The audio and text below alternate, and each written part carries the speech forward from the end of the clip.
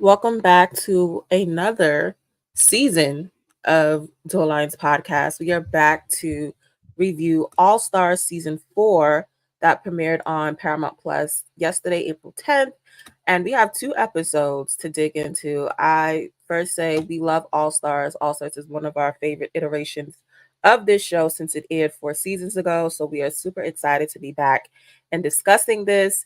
We have old faces and faces that are a little bit newer to us since they were on the last season of the challenge. But there's one face that honestly eating the girls up. Okay. She's a lunatic, but we love her down because she speaks her mind, even if it does not make any sense. But we're going to get to that in our episode 2 recap. But first, we just want to introduce some of the characters, the cast, some of the people that came back, because it's good to see some of these people back on our TV and just in the challenge universe sphere. Yeah. The first person that comes to mind that I didn't know about, but when I saw his face, I was like, oh, this is really an OG of OGs. And Kefla, who hasn't been on the show since he came on Road Rules, won that season about 25 years ago. The last time he was on this show, I was about 3, 4 years old. That's crazy. Wow. I don't want to say my age, but it's a little older than that. But honestly, I mean, he still looks great. I think I found another new person to stand besides Darrell.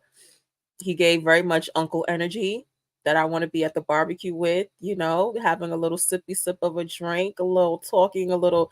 I know he smelled good. He looked like one of the men that just, those older men that just smell good that you want to, how you doing? Like that's what he gives me. So I was here for his return, and he seemed really excited to be back on. Like his energy just gave infectious in a good way. Yeah. And then also Flora, a name that I wasn't privy to before. She hasn't been on in almost 20 years. I vaguely remember Adam as well, but he knew Veronica, Tina, and Rachel during his time on the show. So those are like the people from like way back when that haven't been on the show in forever. So it's good to see those faces so that people like me who haven't known them, that you can go back and look at their old footage and see how they were back then, how they won, how they were eliminations, how they politics, and then seeing how they are now and how they navigate this game now. Yeah, I think it's good. The concept of All Stars itself, where I think it stemmed from Mark Long, who is like a godfather of the show, people who are of old who really started the show. And it's crazy to say over 25 years ago at this point that this show and iteration of the show has started, for them to be at a point now where they have 40 seasons of a main show and, different iterations of the newest shows, whether it be global or whether it be this specific show. But the people that are on this show, what I like about it the most is that they have a connection of being a part of the earlier iterations of the show that made the impact for it to expound to what we have today, which isn't the greatest, description of those shows, but it does stem from somewhere, and those people did usher in that part. So it was good to see Flora back, even though she gave us absolutely nothing. It was good to see Adam. And, it's good to see. I'm not really a big Ryan person, but he was cool. Of course, the trio of Veronica and Rachel and, Tina being back, and then some of the newer cast, which we love, which of course Cam and Leroy were talking about their family being back together, and how it really has come full circle for them from being on the show initially and now having a family and going through life together. I think that's beautiful to see. Tony being back, Avery, which I was never a big Avery person, obviously from her season on Portland and dealing with Naya. It was kind of like I'm team Naya on this one. Don't really have anything for Avery. So even when she did do the challenge later on in that series, I kind of was like, yeah, whatever. But I'm glad she's here. Good to see you. Good Yeah. to add you to the party. Also, I had texted you this, like, I forgot Ace was on this cast until episode 2. Because we saw him on All Stars in the initial seasons, but he went out early. And then I totally forgot that this man was on the season, and he's also one of, like, the older people on the show, like, that has been on the show before. And I'm like, I forgot this man was here, and I know him. Yeah, I mean, Ace didn't get a good hand dealt with him the first time. Like his back was literally injured out of this world, which I'm glad to see he's recovered. Um, but then honestly, like he also gives us nothing until it comes time to it. And I think that's probably why he doesn't get the edit of, being one of the main faces that they focus on or having a big storyline because Ace is literally chilling in the background, which I love. I like his energy. He's cool. He seems, like he's just chilling, which that's me all day. I'm gonna just be chilling in the corner, like until I got something to say, or until somebody says I got something to say, then I'm gonna just be chilling. That's why I like him and Janelle's friendship. Like, they both are quiet until, like, they have to, like, really, like, speak up and stand up for themselves, especially in episode 2. We'll get to that. Also, really quick, the last of, like, the new age person that came back, we've been waiting for her return for the last couple of seasons, in Cara Maria. This is actually her first season, actual in-season debut, since we haven't seen her since Roll the Rose 2. So it's nice to see her back. She looks very refreshed, very locked and loaded, and she says she's not gonna be crying in the corner anymore. Like, this is really a new reinvigorated Cara Maria. Yeah, I mean, I'm excited to see Kara back in this setting. Obviously, we saw her on season 40 come back as a mercenary, and that was our reintroduction back into Kara. But I think seeing this, which is obviously shot a year prior to us seeing it, it allows Kara to just be coming back refreshed and ready to have her redemption, which this it's been a long time coming for her to come back. Obviously, we've seen newer people that have been pushed other than Cara, but I think that Cara has made her stamp in just the challenge history and how things have gone. So I'm glad to see her come back and try to redeem herself to, older fans and, newer people who are watching the show. And then last but not least, the man who we all know couldn't eat in the final, and that was his detriment, and Jay. A good competitor, but that moment of him not eating in the final with Jenna really is his challenge legacy, and he's back to give some respect for himself. Because in earlier he says, like, hey, I'm outside and people see me like, oh, you guy that didn't eat in the final. That's what he has to deal with on the outside world. But him coming back, he's like, I'm a good competitor. I'll show y'all why I even made it to that final. Sure. I mean, I'm not sure how many people are truly coming up to him saying this, but maybe in the moment it happened, I would 100% think that someone would be like, "Oh yeah, like I saw you and you didn't do well." But that was how long ago? Like at least 10 years ago now, maybe 7, 8. Yeah. Like it's been a little minute. Nobody, trust me, things come in cycles. So we didn't really remember you. I mean, if you're not attached to Jenna, to be honest, I really wouldn't have remembered you from that season of The Real World that he was initially on. And then, obviously Jenna is, with Zach and having kids and all that other stuff. So, like, his legacy, yeah, is him not eating, but I think just him and Jenna's relationship is what is embedded in my brain when I think of the name Jay on the challenge and just the real world sphere. Got you. And TJ says this was going to be a one person winner season. They get $250,000 as the winner, and then runner ups will split $50,000. Um, and this is really a good moment, like, to start off the show. Like, we're in Cape Town, South Africa, people. Like, we haven't been in another place aside from, like, a Spanish-speaking country in a while. So it's good for them to get out to a different place. Yeah, shout out to the location scouts for doing, something different instead of going to Croatia or, going to Argentina, somewhere that they typically always go to. I think South Africa, is a beautiful place. So hopefully they show a little bit more architecture and just come up with challenges that expound on just the nature of South Africa itself. And also give us more actual good callback challenges to like older seasons that can be reinvigorated. I can't say that word. Reinvigorated to new stuff. I'm not gonna say that word anymore, but you get what I'm saying.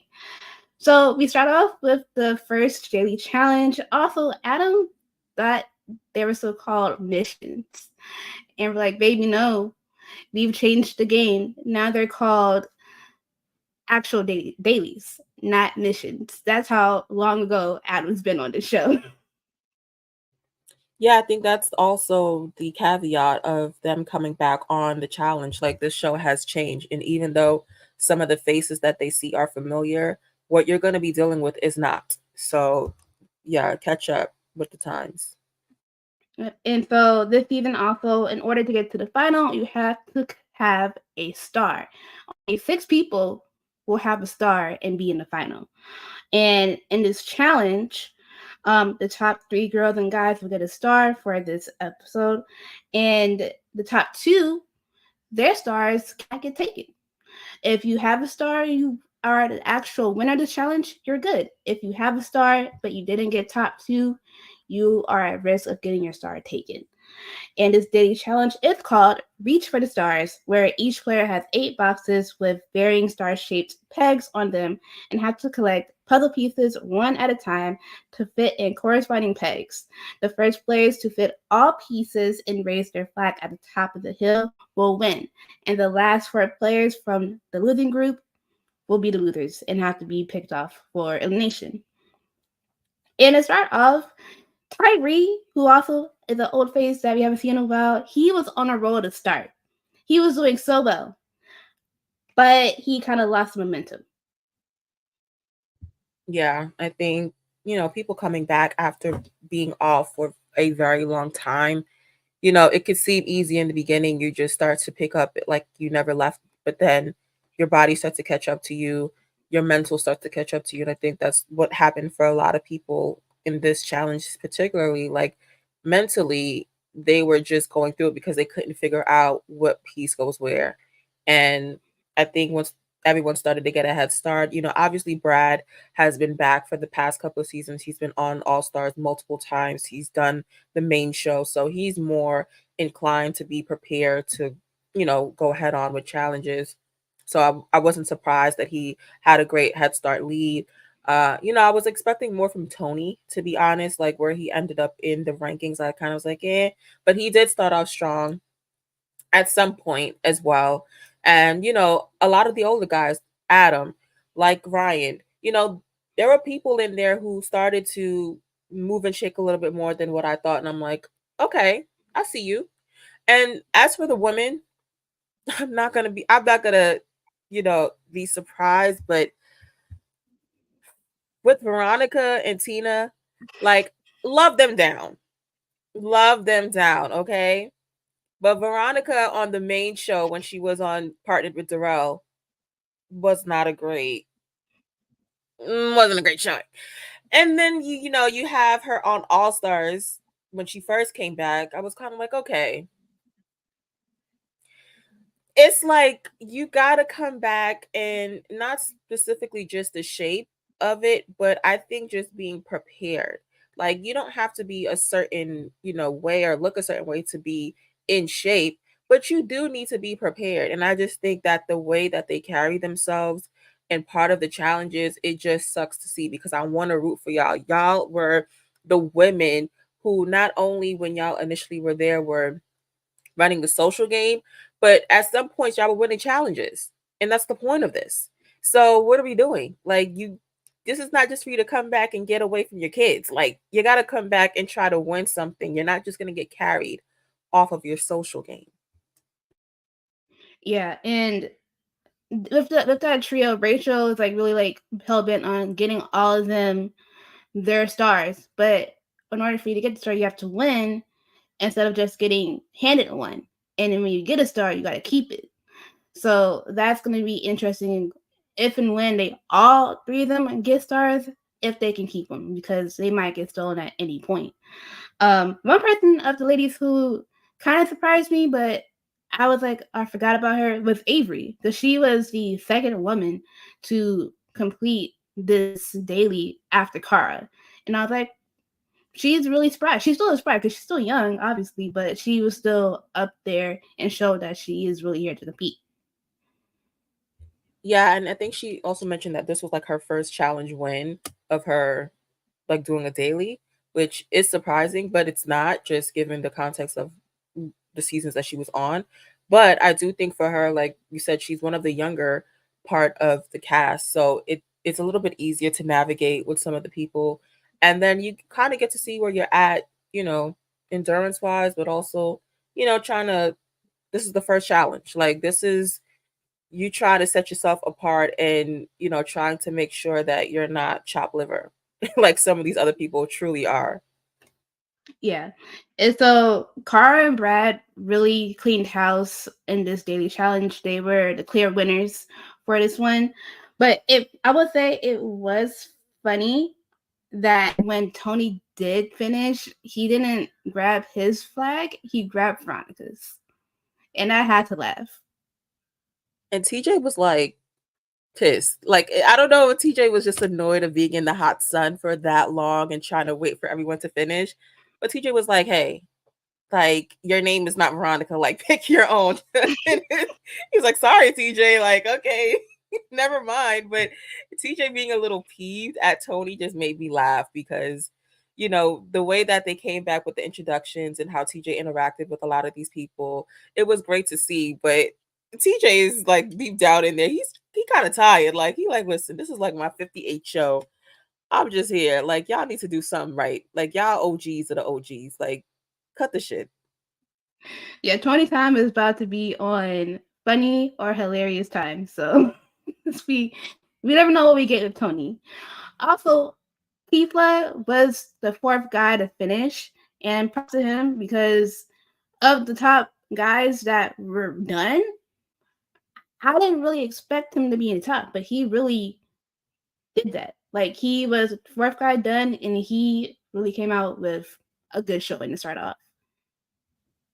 For sure. I mean, he definitely, you know, gives that he is in shape. And I did see him like working out people or stretching people in the next episode. But yeah, I mean, he was just ready to go and he was really excited. And like I said, this is the first challenge. So I feel like you have to set yourself apart from people and try to gauge where you're at with the competition. So I think that was good for him to know, like, yo, I can keep up even though it's been 25 years. And he was a little emotional, you know, getting to the finish line and crying. Just yeah, I get it. But we need to get ourselves in check. Don't be crying in front of these people. Like, you know, toughen the fuck up a little bit, you know, because you got a road rules tattooed on you. It's not like you new to this. You really true to this. So tighten up, Keith. And so the bottom four people for men and women were Tina, Leroy, Veronica, Flora, and Jasmine, Tyrie, Derek, and our hand model Steve. Which okay. I'm really not like a big fan of us keep leading into the hand model thing. Like I get it. This is your day job. This is what you do. But every 2 seconds he's giving us hands. And it's like it gives me that one episode of My Wife and Kids when Michael took Claire to the mall to model and he ended up being a hand model and just kept doing like hand movements all the time. Like that's what Steve gives. Like cut the shit. Put your hands down. Put your hands to your side. Keep it to yourselves. We don't care. We do not care at any point anymore. And then also the steady, like the hand jokes, like I have hand jobs. Like, sir, please. The way How he old are kept saying you? that. Whenever he kept Because he saying knew what he was that, doing. And the producer is probably like, all right, we heard it the first time. Ha ha. Like, the looks on Brandon and Kefla's face when he was saying that, and I'm like, okay, we get it. Let's move on. We get it. And obviously our clear winners, like I said, were Cara and Brad. They got the top 2 stars and they're safe from getting their stars taken. And in the middle group, they will have to choose 2 guys to go into elimination for this episode. I honestly was surprised at Leroy's finishing in this. He did finish in the losing group, and obviously Leroy did come back. He came out of retirement, and he's doing with this with his family. So I like him having Cam there as a support, but it was surprising, and he was too at his performance in that first challenge. And it's like, okay, you got to dust off the mustache, Leroy, and get it together, because if you're trying to do this for your son and your kids and all that stuff, like, you know what I'm saying, you gotta clock in. Yeah. And so in nominations, Cam was like, Leroy's off the table. So it was really just about in the first week relationships. And because of relationships, Steve and Tyrie ended up being the guys to be voted in. Because Derek is also insulated with people as well. So he was kind of off the table. He got a little bit of votes, but it was mainly Steve and Tyrie who were the main votes to go into the nation. Not surprising. I mean, Cam was doing whatever she could to really politic and be like, hey, can we leave Leroy off the table? And even Avery was kind of like, listen, I don't have heavy relationships with everyone. Like, even though she's a part of the younger cast that's here, she's not really connected with a lot of those people. So she didn't want to get on Cam's bad side. You know, it's a lot of people who want to keep that copacetic relationship. And I feel like people were voting amongst their little allies. So you had Brandon, who kept it. He was like, I'm just not going to vote for Leroy here. It's a lot of different people that started to become aligned that made it known, like, okay, at least I'm rocking with you for now. We'll see how it Yeah. goes. Yes. And I would just say the arena setup for this season is really cute. I like it. I like how the decorations are in it. They really dressed up the stage area, the vendors part. I like the aesthetic of it. Because I don't know if this season really has an aesthetic like previous years in a sense, but this is like very different and I like it. Yeah, I mean, I don't really sense a theme like you're saying with this season, but I think they're just winging it. Obviously, the theme is just bringing back all these people, and let's see how this works. So, but I think the main thing that they're probably sticking to are the stars, and which is a part of the situation, and we're gonna get to it how it affects the arena, which I do like this season. Yes. And whoever, not only can you win a star in a daily, you can also be able to steal a star after you win elimination. You can steal one um, from any of the other people who had a star, or even if you are a winner and you want to just get another star and be greedy, you can pick yourself elimination, grab another star, kind of keep it for yourself, or you can also just give it to somebody else as well. Yeah, I mean, this is huge. Being able to go into the arena to take a star from somebody else, we've seen it time and time again on the main show where people try to run from the arena in eliminations because they're so deathly afraid.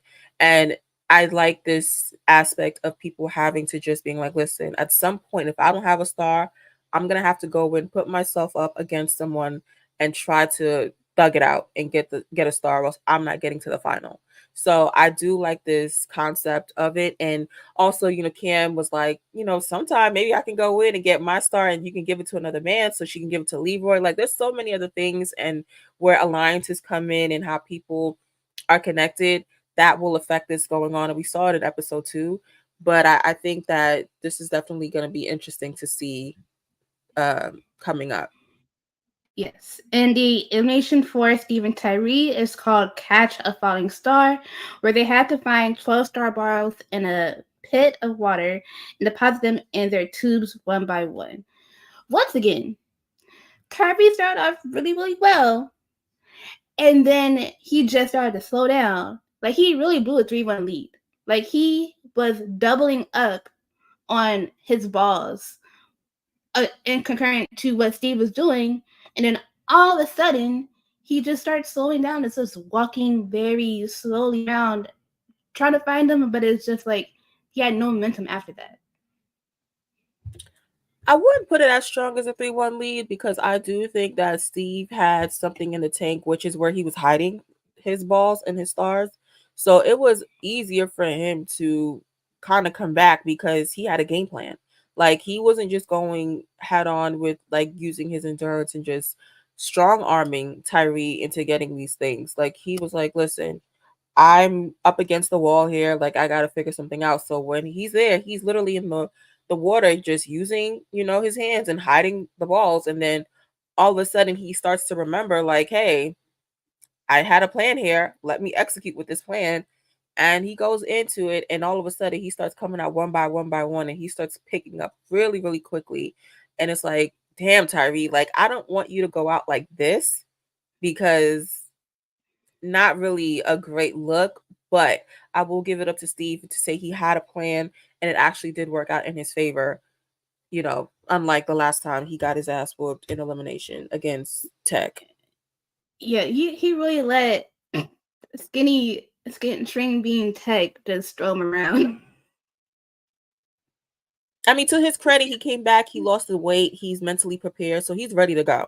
I get it. When you Yeah. get your ass whooped, you know what I'm saying? You get that first pow pow, you start to tighten up. You're like, oh, I got to get my shit together. Like I got to really Yeah. focus up. It's time. So he definitely Yeah. did that. That's why I'm giving him his credit. I'm not going to just put it all on, Tyrie losing it, but ultimately he did lose it. Yeah, like this explanation could have been done easily, really quickly, if Tyrie had a strategy, but he didn't, and that was in Steve's favor because he had a strategy. He's like, I can see some of them. I'll put them in some places. He's like, oh, this last one I remember where it is. Put in the tube. I'm done. So props to Steve on this win. He did end up stealing Brandon's star, and now Steve is the star holder for the time playing. Which I mean, Brandon is gonna be an easy target. I don't think we even touched on Brandon this whole time, which is funny because that's just the energy Brandon gives. Like we just kind of you kind of gloss over him, but uh, I mean, Brandon's cool, but he knew like once this star was on the table, he was like, yo, he's probably coming for mine. And that's exactly what Steve did. But I do think that Brandon will get an opportunity to go back into win a star and, to redeem himself a little bit. But I do think he was a little bit of an easy target. I just don't like, the black man plight in the first episode. We got Tyrie leaving. You got Brandon getting the star stolen off a white hand model. And RP OJ, man. Okay. All right, we're gonna move into episode 2 because I'm gonna leave that right there. RPOJ.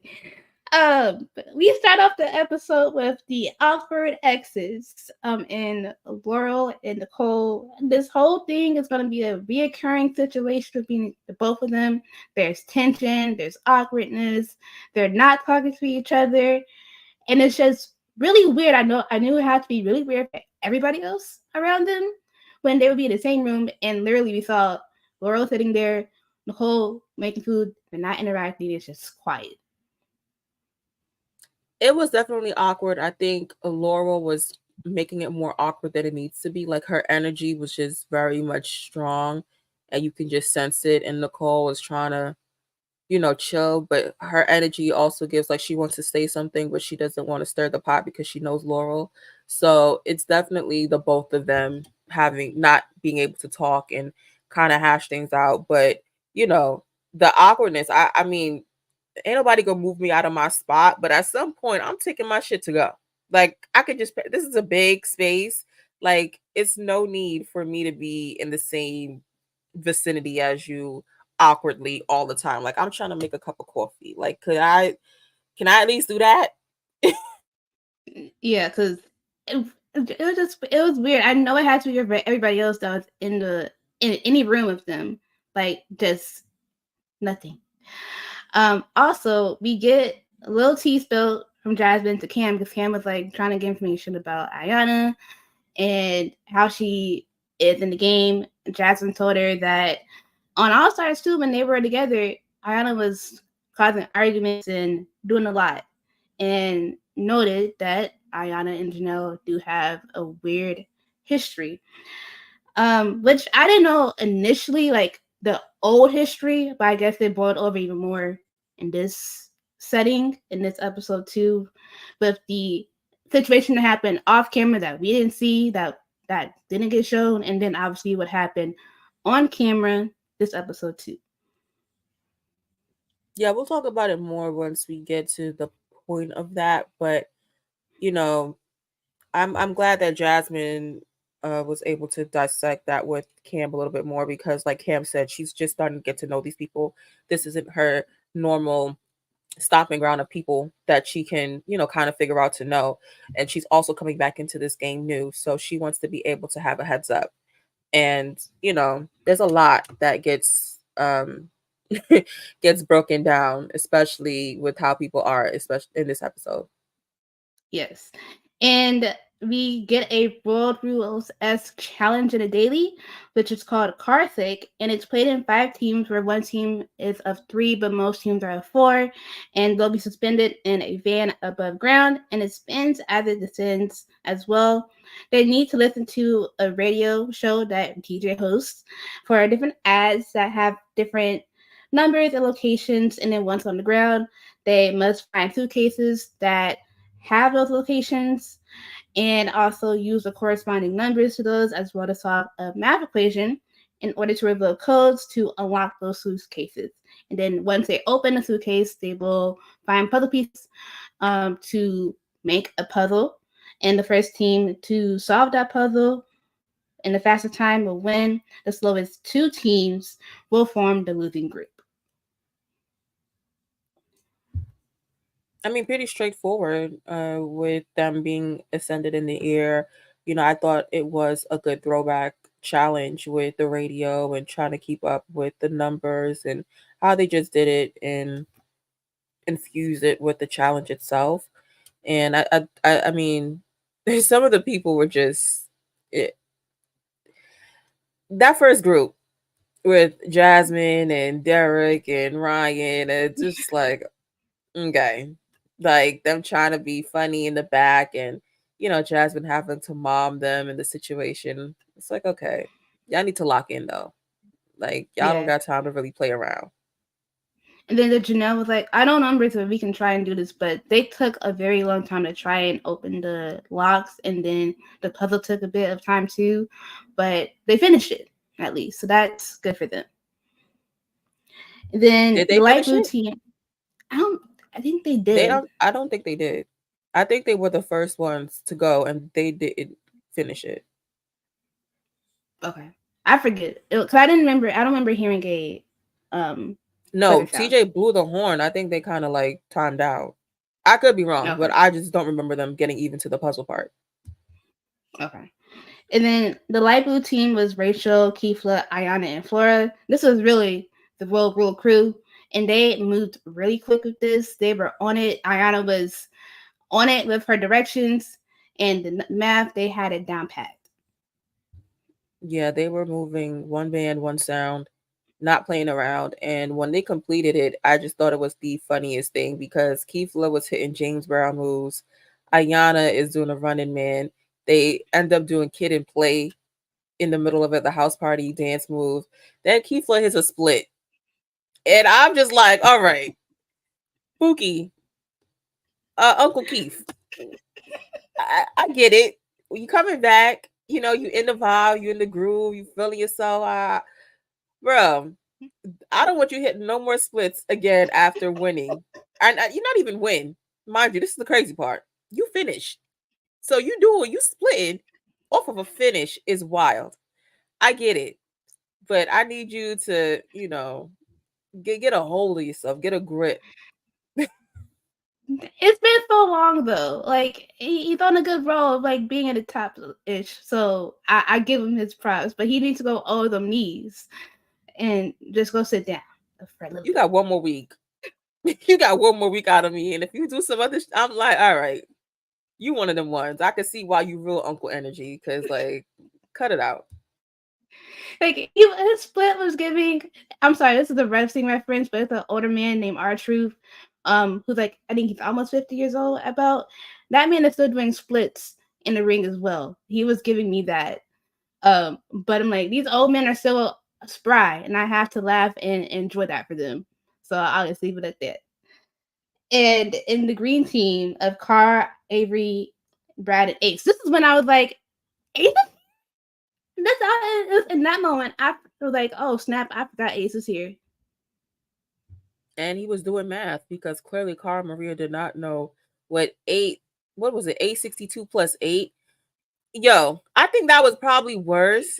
Or what, it was 872 plus 8, something where it was literally just three numbers and one other number that you could literally take on your hand and say 8, 9, 10, 11. Like you could literally count on your hands what that answer was. And literally just brought me back to that Kaz and Jordan moment when she was like, what's 6 times 7?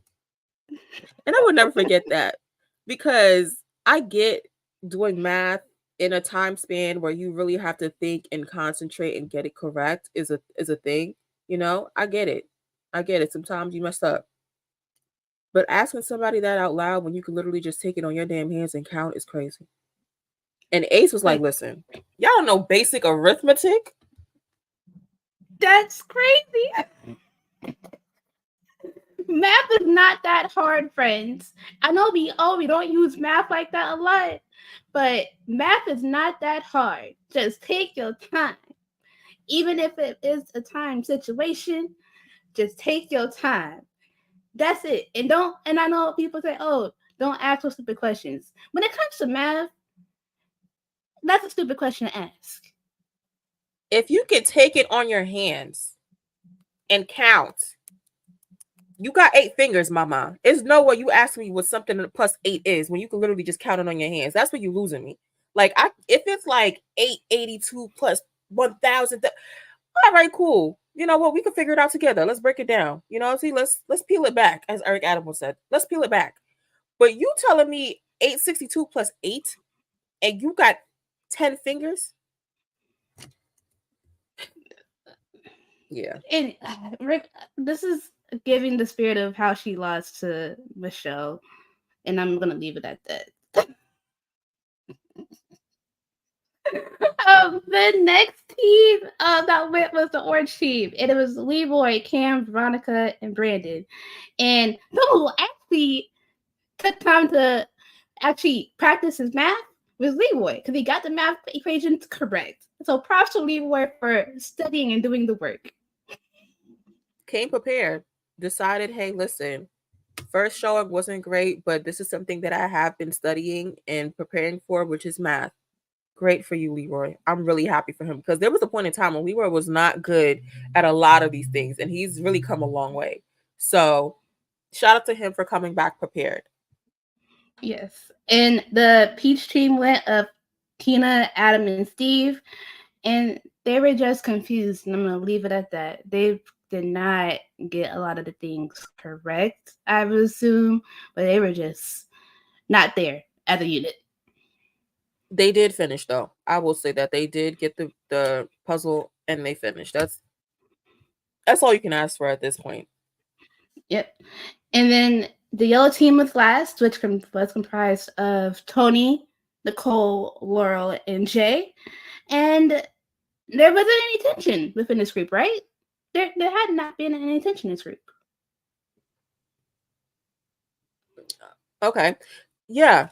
Obviously, we have Laurel and Nicole in the same team together, didn't really want to be around each other. Laurel, being a person who is an A-type personality, was kind of giving instructions and directions to Nicole, and she was receptive to it at least. Didn't really seem to try to combat her too much with it. But it was once they finished the puzzles and all of that, and their time rang, and they did a little post-interview play, and the producer, being messy, being a producer, was like, hey, how does it feel, Lauren and Nicole, to you know work together? And Laurel and Nicole was like, yeah, I don't think we really work together, we were just around each other. And then Nicole starts to go into a whole spiel of, oh, I think she's great, da, da, da, da. And Laurel was like, I don't want to hear any of it, la la la la la.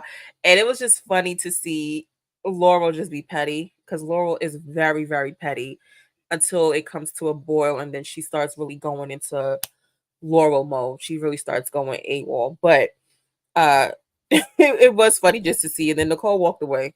Nicole was over it. And as we all are going to be at some point of the season of these two.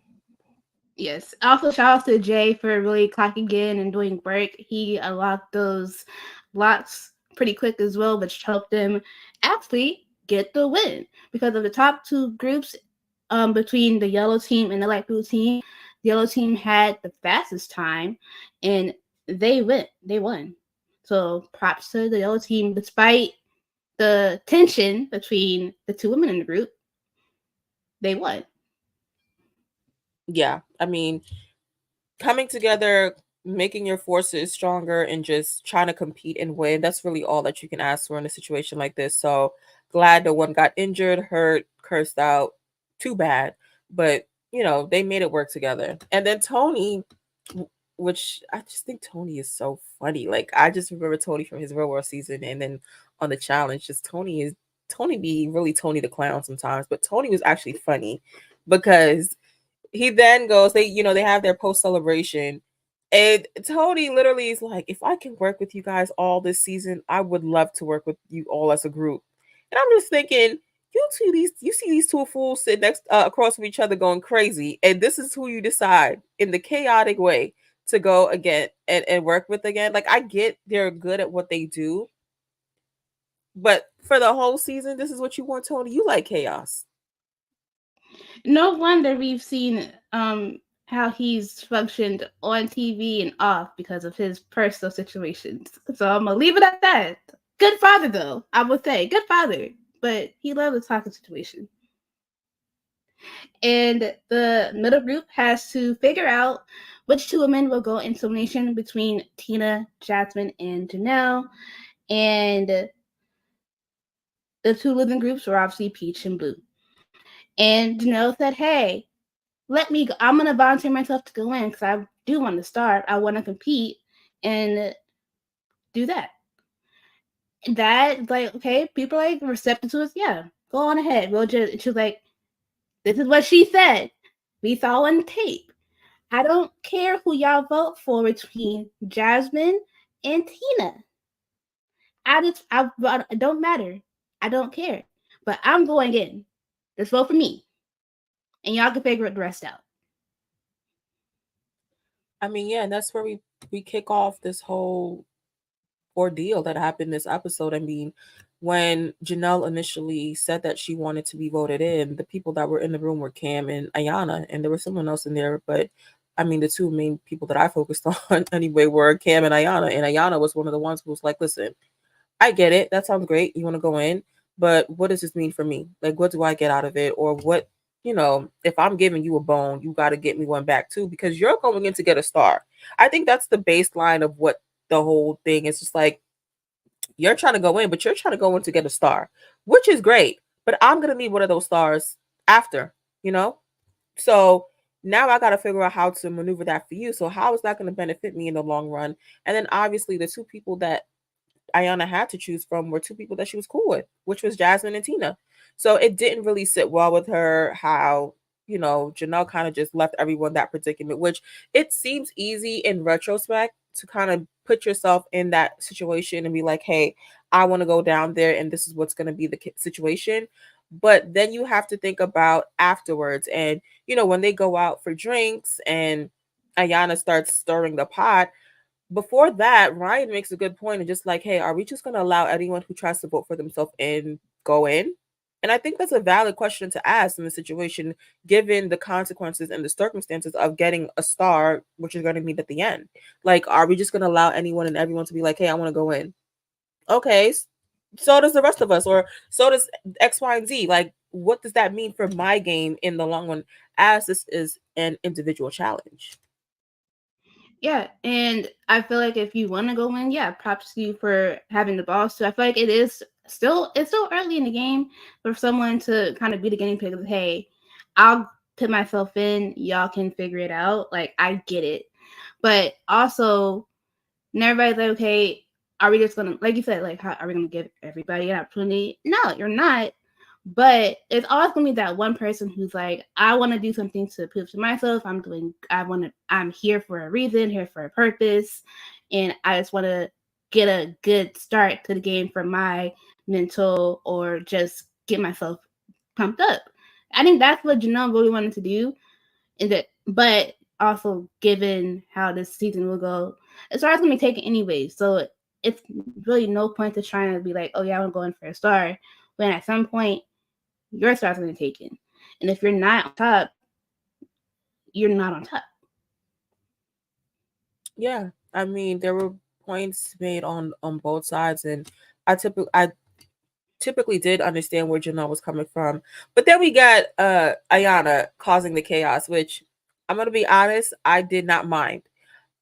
This is one of the things about the challenge that I like, and especially with challenges that we're talking about from the era of where Ayanna stems from, and even Janelle with being in Key West, being on challenges, like she knows the game, like she knows it.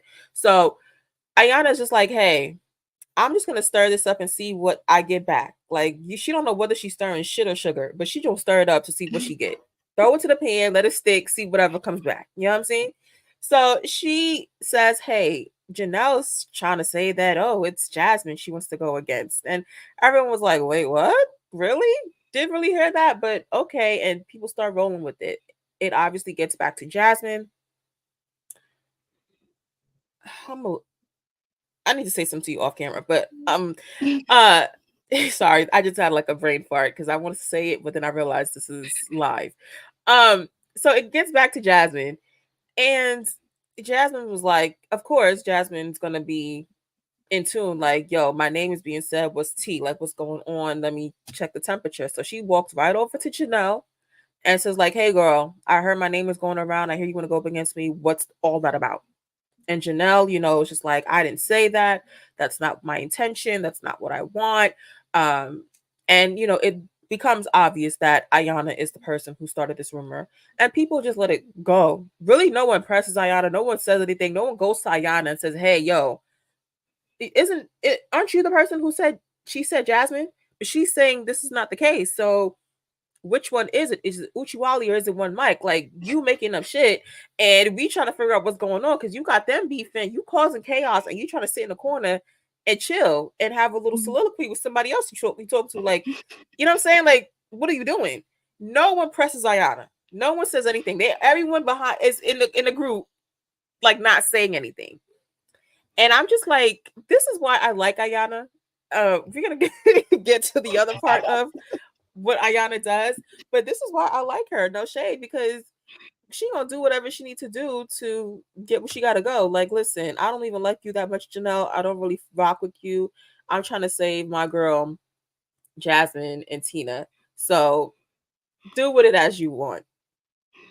But the thing is, of trying to save both Jasmine and Tina, who else is gonna go win? Nicole and Laura are not about to put themselves on the line to go into elimination this early. So you can't just try and force them to do that to try and save both of them. One of them is gonna have to go win, no matter what. And I don't care that they're both of them your friends. Them two ladies who won, they're not about to be like, oh, I'm gonna go win. They have no reason to go in this early to a nation. They are set with their stars for this week. They're fine. Yeah, I mean, it's not me who needs to decipher this. Is Ayanna and her crazy Yeah. brain. Like, this is Yeah. where she starts losing me.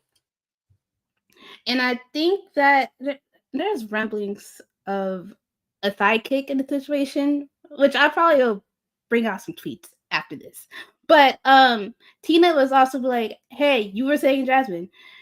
Janelle kept reiterating, I did not say just Jasmine. You are also on the table. Maybe you are also on the table. You could also go in. But also my thought is, I'm like, why would Janelle say Jasmine when even though Janelle's taller than Jasmine, they both within the same weight class. So why would she go after Jasmine? And then also Jasmine, it's kind of low key and also an ally of her too. That wouldn't make sense. Right. I mean, I don't, that's what I'm saying. No one really questioned the stem or the root of where it came from. And when they did figure out where it came from, no one confronted that person. So I just think that everyone just let it rock because what else is there going to do? Like, there's really nowhere else to go. But I think once we start getting into, you know, the nominations of it and people making their votes and being known, a lot of people were voting for Tina and Janelle as Janelle wished. And, you know, we get to Ayanna's vote, and She needed Ayanna a walk up literally music. Sorry. Ayanna literally gives a speech of I if you give it to Leroy and his clock was 45 minutes to an hour, which I want to say is insane. Because the fact that all you had to say was Janelle and Tina or Janelle and Jasmine, that literally takes 3 to 5 seconds at best, depending on how fast you talk.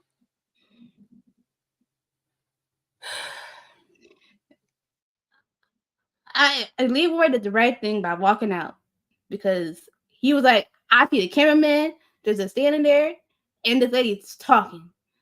I'm walking out. I'm done with this. Like this is what y'all had to deal with. Like this is what y'all OGs had to deal with. Ayanna early in the game, early in the a couple years.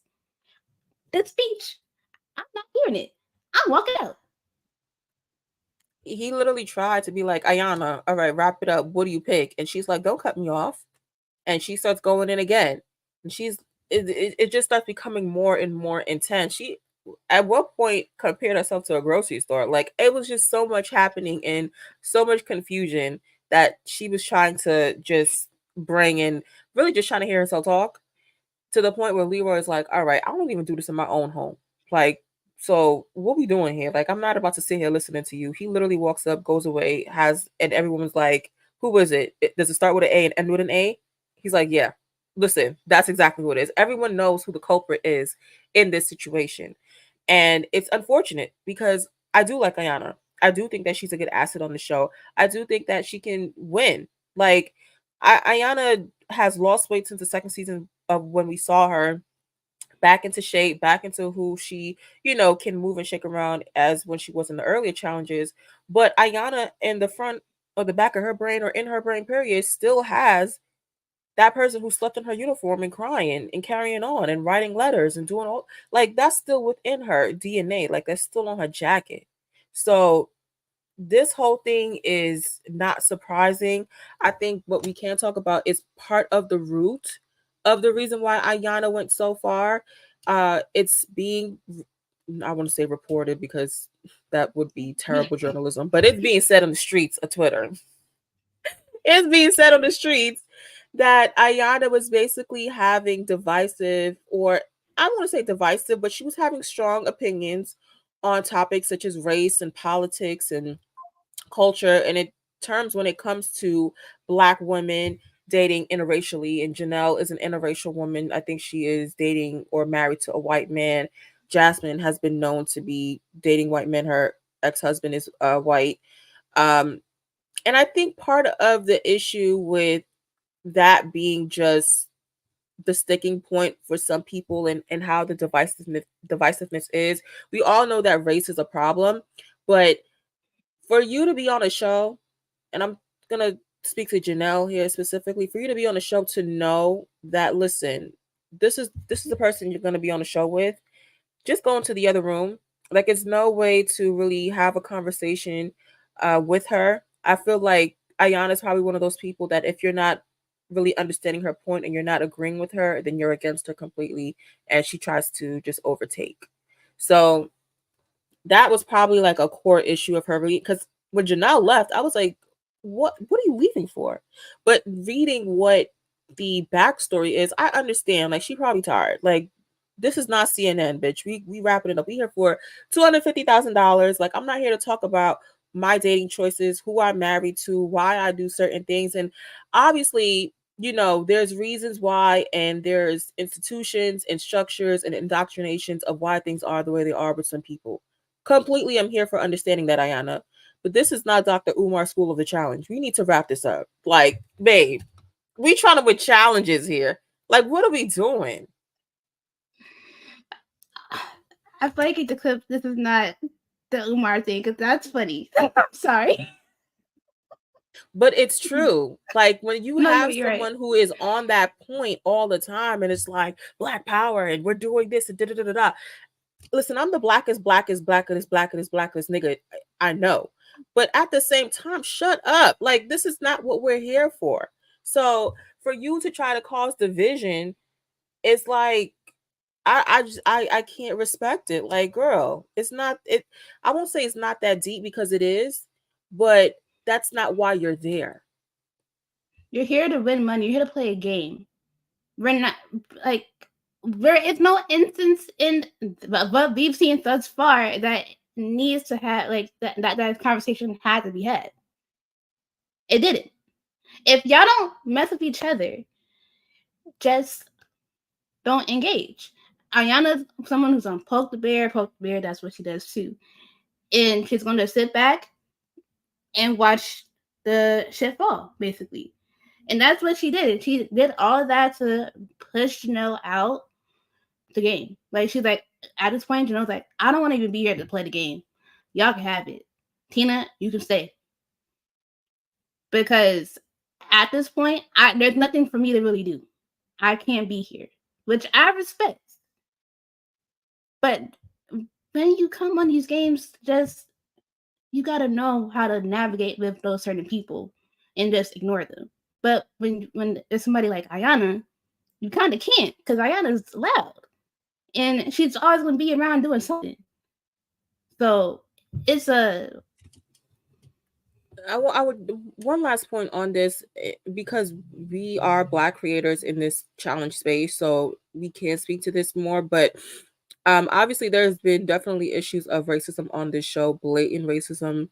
Even with Tyrie, like Tyrie was one of the main yeah. people on the show who he called Leroy out. He had an issue with Cara Maria calling him a monkey. Like, there's been people on this show who have dealt with a lot of things, and even Leroy, he's been, accused of appeasing other people and certain things that he has done, which is on tape. I ain't just making this up. So I understand that there's some point advantage of how things may look.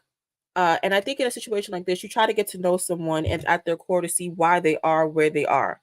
And people have grown, people may have not grown. We don't know the circumstances in the situation. And I do think it is important to bring up the issue of race and things like that when you're in a space with other Black people who are on this space with you. And in that in arena where Brandon and Cam and Leroy and maybe Jasmine, they can all have a conversation openly about it. We saw it in the what was the second season with Tech and Nehemiah. They had saved the palace and they were doing all this crazy shit, but it was for a reason. It wasn't just Yeah.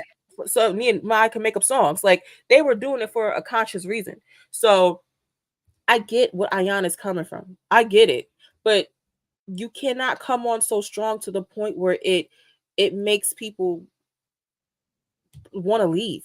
Like it makes people not want to hear you. Like you want to get your point across. So I think that you need to kind of maybe adjust what you're saying or adjust the tone that you're saying it with or how you're saying it so that they can understand you. Like that's how you get things heard. And this wasn't to solve racial issues in America. People got bigger fish to fry. But when you trying to have a conversation with someone and they're not hearing you, I think that's the biggest issue. And I understand why Janelle was like, yo, mentally, I'm clocking out. Like, I got kids at home. I have a good job anyway. I probably don't even need this as much, but I came back because I wanted to come back. And, there were tweets out there that Janelle was like, don't contact me again. And literally told the challenge producers, like, I'm not coming back on the show. Like, do not contact me again. It's unfortunate. It is unfortunate, but was Janelle a super huge personality that we're gonna miss? Not really. But I understand why she decided to leave. Like, yo, I gotta go. Yeah. Um I have that we basically said everything about this that we can. At the end of the day, this that they clipped it, but also the way they clipped it, like the situation happened off camera, then they clipped everything for this. It was a little disjointed, not gonna lie. It really was.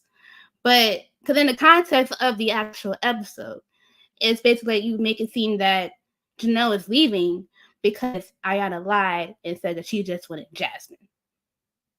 And that's where the disconnect is. Now that some of us know exactly why she left, now it looks a little bit off. But in the context of people who don't know what happened, it makes people think that Janelle's weak for leaving because of that and not standing up for herself. But Janelle's not like she's not gonna just keep going and arguing back and forth with that lady. She's not about that. So at the end of the day, protect her peace, she gone. And in the arena, TJ was like, Janelle just left and left it at that. He didn't say anything else to it because there really didn't need to be anything else said about it in the show. And Tina just got a free win because, like I said, Laurel and Nicole were not about to go down. So that's where we left off in episode 2. So Tina got a free star out of this. Yeah, which is funny because we did mention Rachel winning a star and her being held set on getting Tina and Veronica their star so that they can be in the final two. And so Tina just got hers. She stole hers from Avery, which obviously she was going to because Avery had voted against her in this past nomination. And also Tina trying to strong arm Avery into not voting for her. It's like, bitch, you 45. Like, I wish Avery would have, like, why even have no energy for her? Like, come on now, like you could have energy for any other person, but all of a sudden now you mad, like I'll be damned if I'm young and some old 45, and I respect my elders, but you ain't gonna bully me, bitch. Like we gonna have to really beef it out because what are you telling me? Like you sitting on your bed talking about, oh, I mean, I think that you should do this, but if not, girl, you and these two other old hags you got running behind you, clock it, because y'all not taking shit. If y'all wanted to, let's do it. But Avery, I guess she's not on that type of time with that type of energy anymore. She don't have the relationships. The bottom line is, so she really doesn't have the leverage to do that. But if I'm already here, I'm gonna step out on a limb and just do what I gotta do. Also, that whole thing was funny because Tina was really trying to godfather her way to convince Avery to not vote for her. That part was funny. But also, Tina is not a political player. So her saying that was just smoke. She was not about to do nothing to that girl. So that part was just funny. Yeah, but regardless, Tina did get her star. So now she has a star. Avery has to find some way or shape to, get back in her bearings and honestly continue to build the relationships that she has. I think next week's episode, we're going to keep getting more spicier and we're going to continue to talk about Ayanna and Jasmine because I do think that there's a layer from season 2 that we are missing, but I don't want to keep talking more about this. This ain't the show for that. But uh yeah, I'm gonna bring it up next week because there is a layer to it that I understand what Ayanna's saying, and I want to see what the argument is about though first before I jump out the window. You know what I mean? I want to see the context Yeah. that they edited in, and then what the spoiler page, excuse me, tells us about what kind of happened. Yeah. I was gonna say there were tweets, but we really just kind of exactly said what the tweets were. Um, in a sense, we just paraphrased and shortened it. But aside from that, that's good to leave it on that. If y'all want to see what the heck is being talked about, let's go on Twitter. I'm not gonna retweet it from my page, but just find it, read it, do what that way you will. We on another note, we always have the music segment for the All Stars show. I just want to highlight some of the songs that were mentioned in these episodes.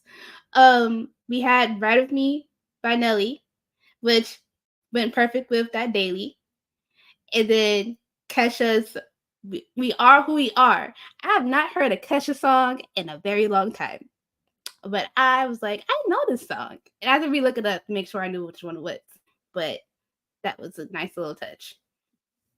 I don't think Kesha has heard a Kesha song in a while either. Like, where is she at? I know she was going through some things with the producer, but child, who knows? I mean, musically, there were some good choices and fits. I gagged when I heard the Lindsay Lohan Rumor song because if you remember that time and era of life when Lindsay Lohan was really one of them ones that was outside, one of those paparazzi girls, and she came with this song, dancing on the roof, wind in the hair, helicopter floating over her, hitting them dance moves and little two steps. Okay, Lindsay was on the pop stars girls' tails. Doing what? I don't know. But she was eating it.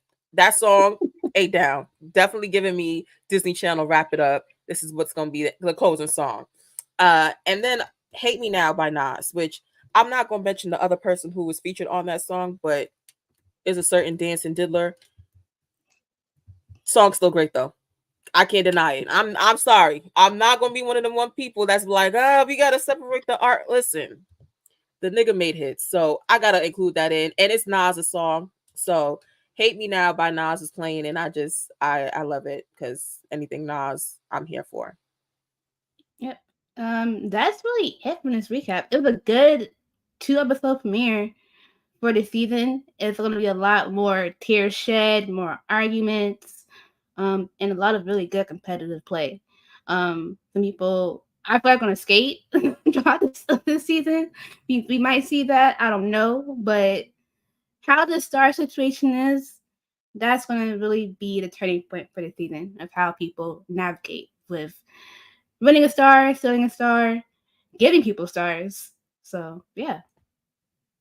Yeah, I think that main part of the show is going to help produce more of interesting drama and, things that go on with the show that don't really necessarily have to do with just make believe stuff. Like, this is actually real stuff that they have to go through and actually challenge, produce drama. I love it. I love when people, they give us drama unintentionally. It's great. But yes, that is a recap. We will be back to recap All Stars 4 continuing on in the coming weeks. Thank you guys so much for listening. If you like to follow us on Twitter, you can at Doodle Alliance Pod. You can follow us individually. You can follow Megan at Megan Hines. You can follow myself at Ace_S5.